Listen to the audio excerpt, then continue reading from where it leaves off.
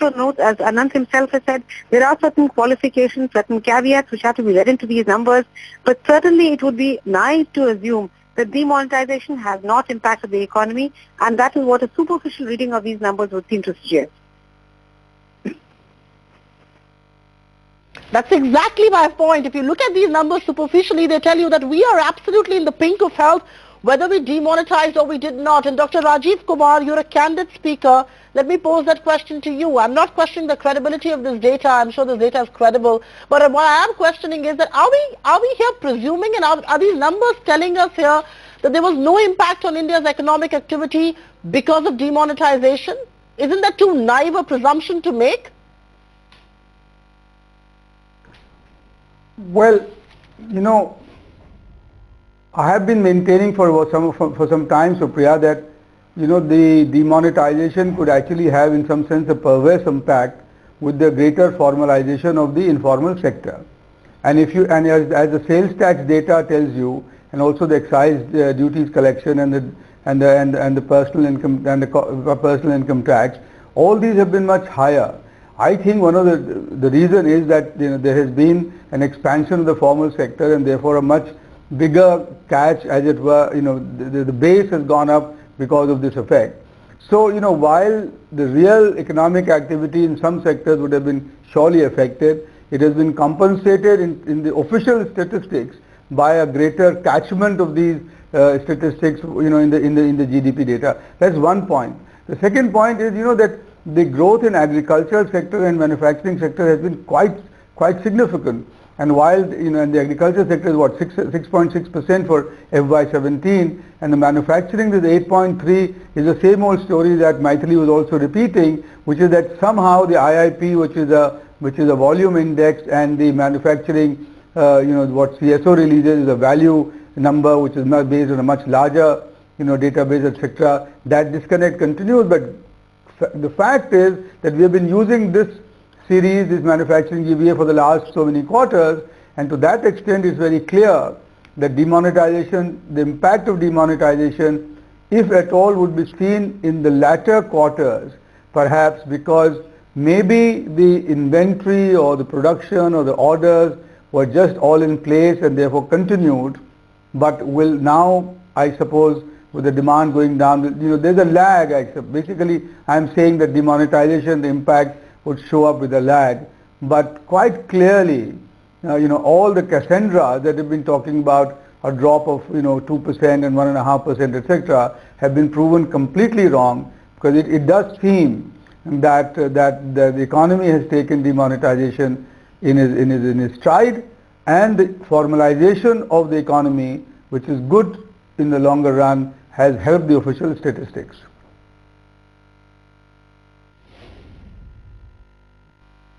Much that I would like to agree with you, I am a journalist and I'm supposed to be skeptic. I'm paid to do that, Dr. Kumar. I'm going to take on the point that you mentioned, that maybe inventories were such that they got taken care of and demonetization happened, but perhaps with a lag effect. If that were to be true, if there were to be a lag effect, what sort of an impact do you assess on quarter 4 GDP numbers?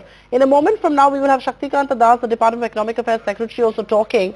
But very quickly, before he starts speaking, actually he is going to talk, so maybe we should just go across to him. And I do want to keep that line going with Dr. Rajiv Kumar and carry on with that conversation. Okay, that's Shaktikanta Das speaking. Let's go across to him. As you have seen, the numbers completely negate the kind of negative projections and speculations which were made about the impact of demonetization. One thing that comes across very clearly is that we still maintain our growth rate at 7% and 7% plus. As you know, for the Q3 the GDP number has been given at 7%, and for the full year it is 7.1%, whereas most of the earlier projections which were being made by various sections and by various quarters were projecting a GDP growth for this year, and particularly for Q3, at much lower levels. So therefore one has to see the entire playing out of the demonetization exercise which were undertaken by the government in this particular background, and it's very satisfying to note that the process of remonetization has also progressed well, and as they say, it is near complete today.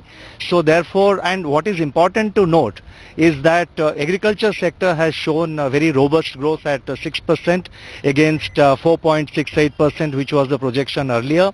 Manufacturing sector growth at 8.3% is again very, very satisfying, because there were reports, and we had said that most of the reports were anecdotal, not based on statistics. There were reports that manufacturing activity in many sectors were affected during the demonetization, but as we see from the numbers, manufacturing sector growth at 8.3% is very satisfying, and it's a very promising number.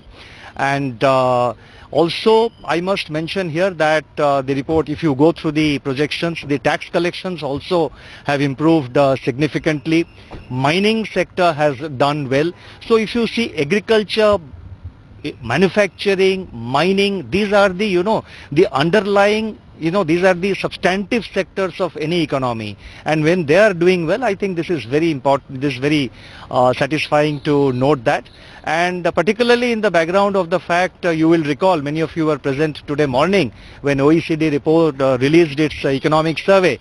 Earlier, the IMF had been, IMF had been describing India as a bright spot in a global gloomy global economy, and today morning the OECD, the Secretary General, described India as a star performer when it comes to reforms, and the OECD report has listed out the series of reforms which have been undertaken by the government. So therefore, the structural changes which India is undergoing now, thanks to demonetization, again with GST coming up, and the series of reforms which government has undertaken, they look very, very promising. One point which I would like to mention, which I anticipate this question from you, so I would rather preempt that question and answer, is that the real estate sector has apparently not done so well, and it's not it's not a very satisfactory number.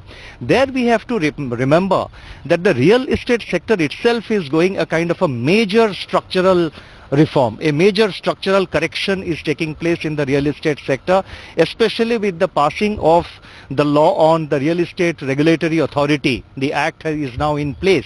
There will be a regulation in place, there will be a regulatory authority in place for real estate sector, and the entire regulatory mechanism now provides greater quantum of consumer protection. The interest of consumers, the individuals and families who spend their hard-earned money to acquire a house, I think their interest has been taken care of in the new bill, in the new law. So the entire sector is going through a process of structural reform. A major structural shift is taking place in the real estate sector.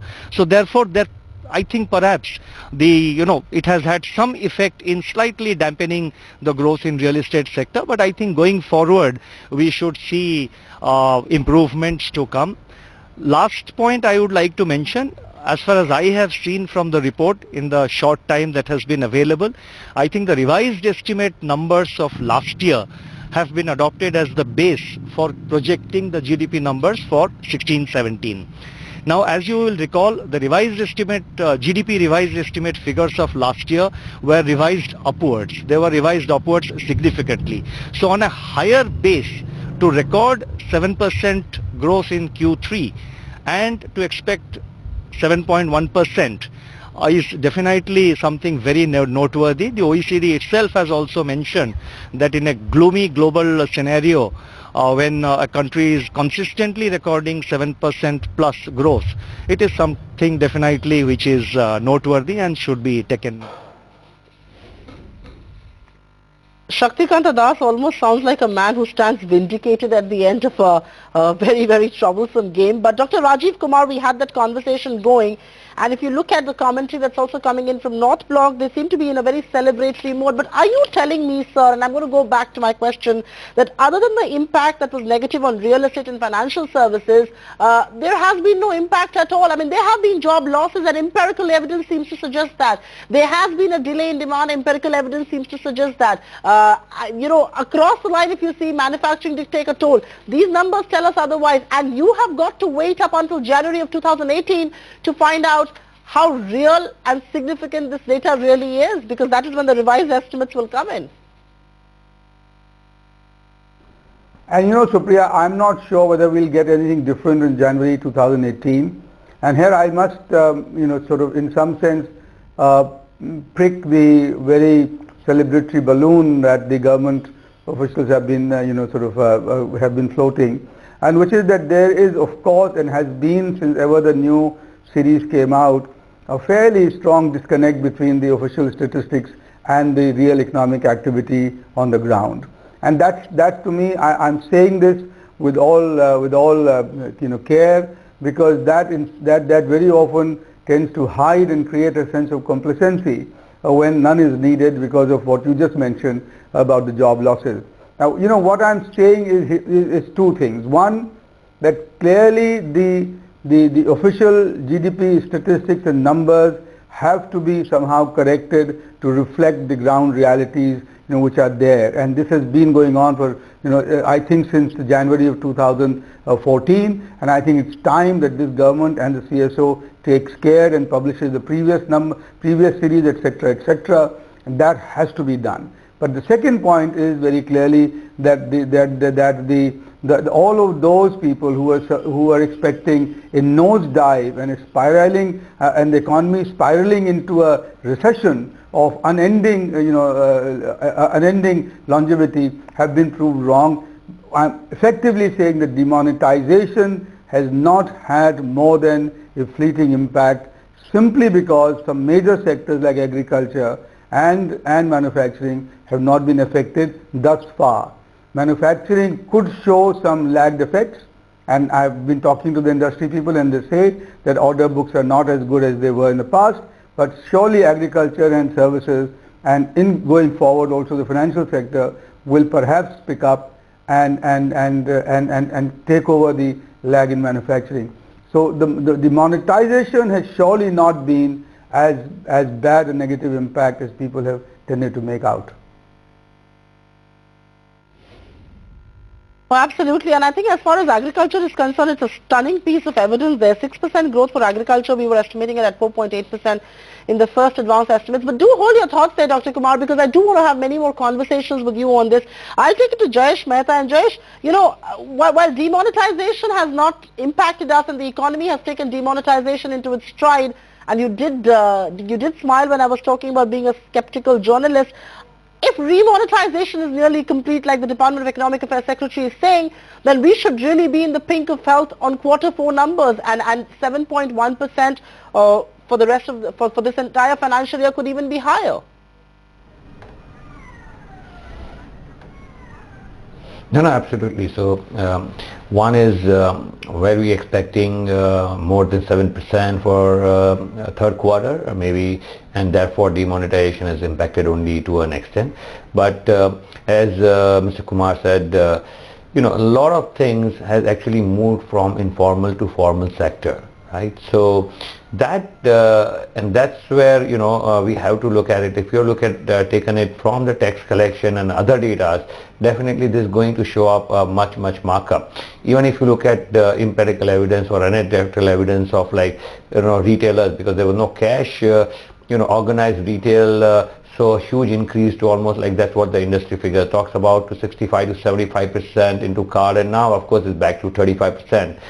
So a lot of the cash purchase which was happening is now actually getting accumulated into the data and stuff like that. And of course agriculture has been good because if you compare with the last 2 years earlier, it's been always it's a drought year. But yes, I would still say that if you say that there was no impact of demonetization, that's then staying in a world of whatever we can say. But it would not be correct to say. But you will be in illusion if there is no impact of demonetization.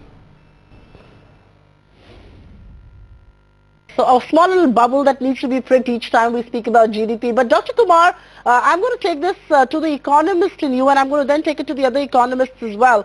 In its February monetary policy, the RBI held ground, paused and said, they've changed their stance more than anything else, which means that RBI can both reduce and hike rates if the need does arise. And it looks like the RBI is in mood to actually hike rates and not reduce them.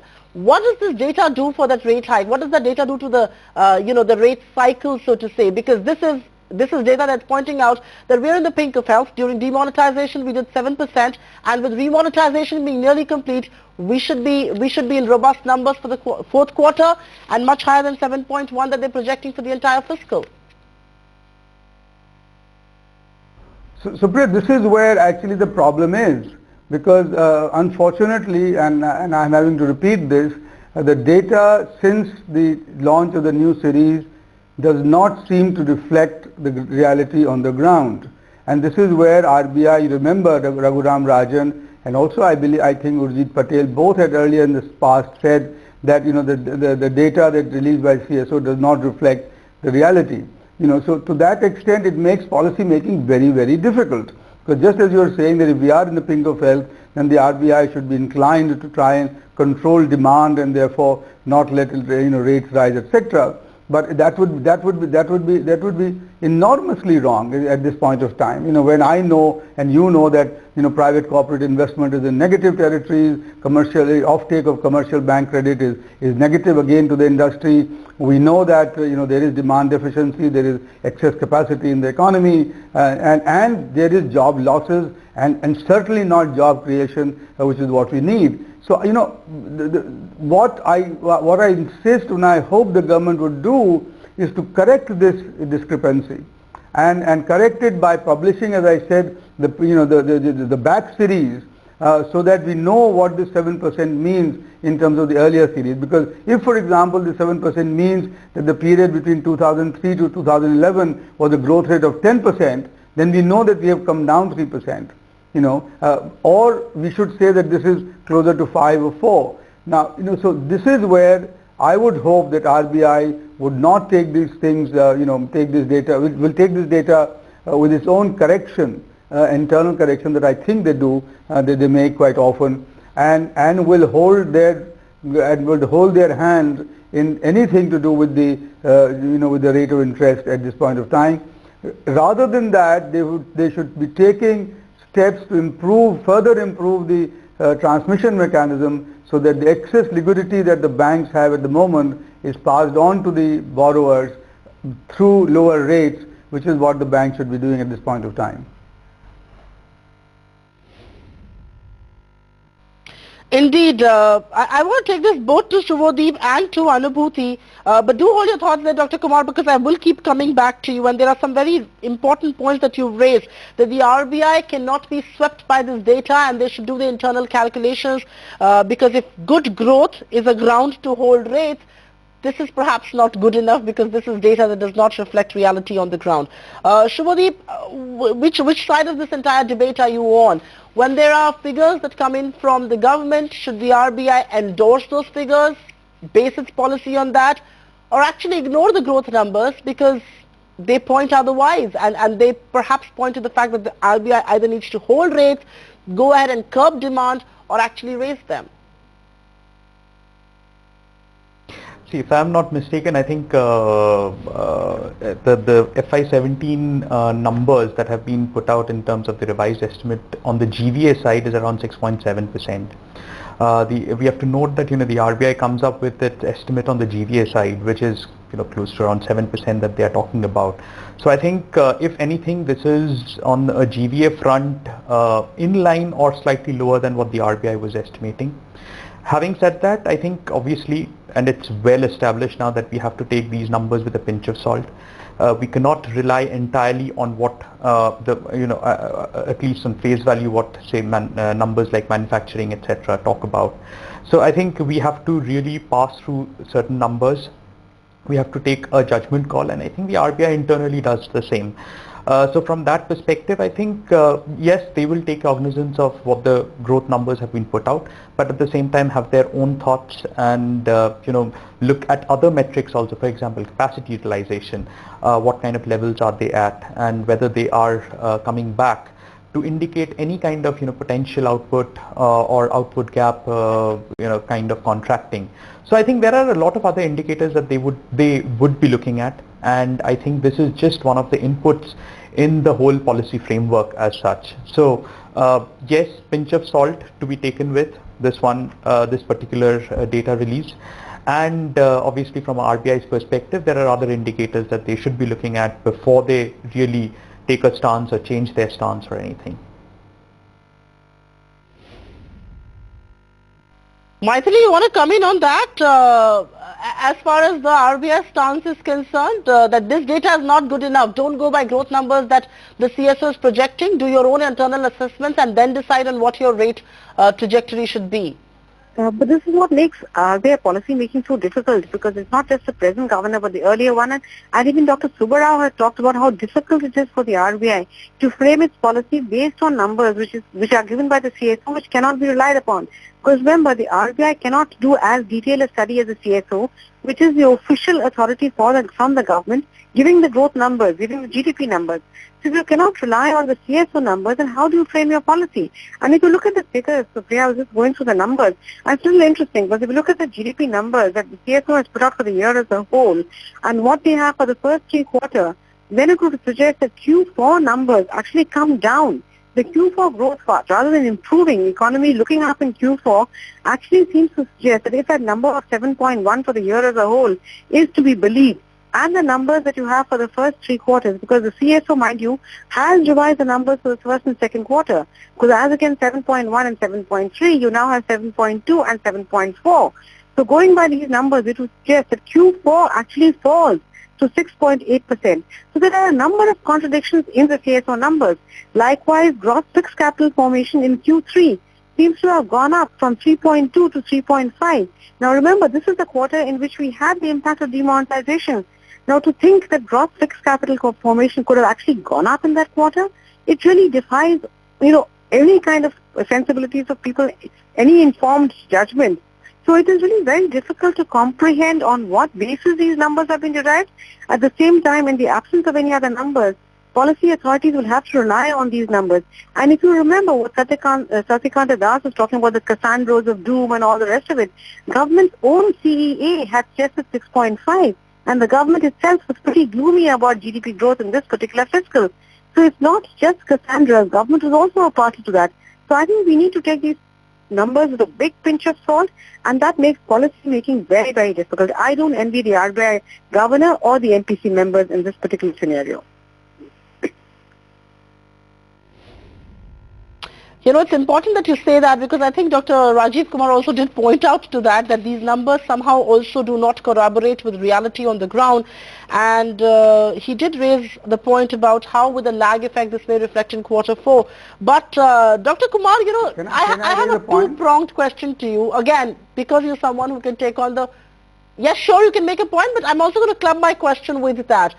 Politically speaking, this number comes in the middle of elections. This is a political thumbs up for the government. Sure, go ahead. Oh well, but let me first make the point about the RBI policy. RBI is now officially mandated, statutorily mandated to be inflation targeter, and here the agriculture growth numbers must surely influence their policy making. Which is what I'm trying to say, that with such a wonderful agricultural growth that has happened in FY17, and the Kharif crop sowing average area we now know has gone up, so that the Kharif crop coming in FY18 would be even better, they should expect a drop in food prices, and they should expect therefore a drop in wage inflation, and therefore overall retail inflation.